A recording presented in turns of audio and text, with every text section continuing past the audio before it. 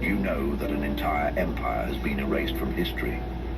Once upon a time, you could open any map from the 1500s through to the 1800s and find a massive territory labeled Tartaria, or Grand Tartary.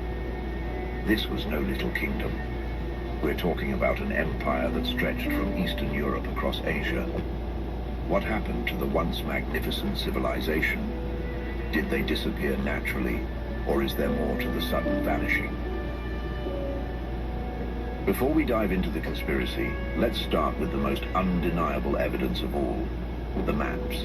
Take a look at maps from the 1500s to 1800s. For over 3 centuries, European cartographers showed a vast region called Tartaria, or Grand Tartary. These weren't rough sketches or fantasy maps. One look and you'll see the empire dominating huge swaths of Asia, spanning from the Caspian Sea to the Pacific Ocean, and from Siberia down into Central Asia. Some maps even show independent Tartary, Chinese Tartary, and Russian Tartary. This suggests not just one region, but multiple Tartarian territories. But here's the thing. How does a landmass this enormous just disappear? If you still wonder whether the empire did exist, you should see this. Different European nations' maps all show consistent descriptions of Tartarian territories. French maps, Dutch maps, German maps, you name it. They all agree on where Tartaria was located and how large it was. That's not the kind of consistency you'd expect if map makers were just making stories.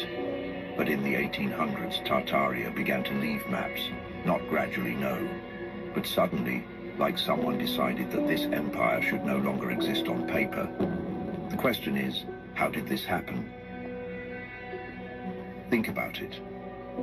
At first, there were hundreds of historical maps documenting this empire over 3 centuries, and then, nothing.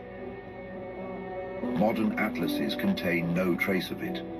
Geography textbooks never mention it. It's as if an entire chapter of world history was torn out of the books. But if Tartaria was just a misunderstood term for scattered nomadic tribes, why would anyone bother to erase it so thoroughly? And more importantly, what happened to all those grand cities and territories that the maps clearly showed? The answer might be more shocking than you think. At around the time this empire was vanishing from maps, something extraordinary was happening across America and Europe. This obviously became Russia. They called them costumes in the history books, as if they were just decoration, a quirk of style. But they weren't. The suits of Tartaria were living technology, each piece woven with purpose. The coat wasn't just for warmth. It was layered with frequency thread, fibers tuned to the human aura, able to amplify healing or shield against hostile vibration. The buttons weren't sewn on for looks. They were miniature discs of conductive metal, aligned to pressure points along the meridians. A moving acupuncture grid disguised as fashion. The waistcoat was an energy stabilizer, its inner lining mapped with sacred geometry, keeping the heart field coherent during long hours in the city grids. The trousers followed the lay of the body, tailored so the seams sat along energetic lines, channeling current from earth to crown with each step. Even the hats were more than hats, they were antennae. Brim shapes, crown heights, and hidden metallic filaments tuned the mind to receive signals from the ether. Colors were codes. A deep indigo coat told the trained eye you worked in the archives. Crimson meant you were a frequency keeper. White and gold, healers. In Tartaria, clothing wasn't something you wore. It was something you entered. A portable temple for the body so the spirit could work in full capacity.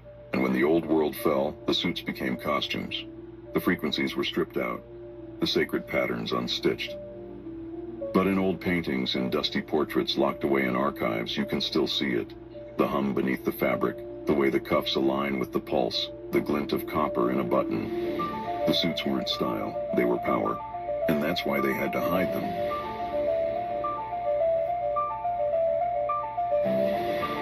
Love it.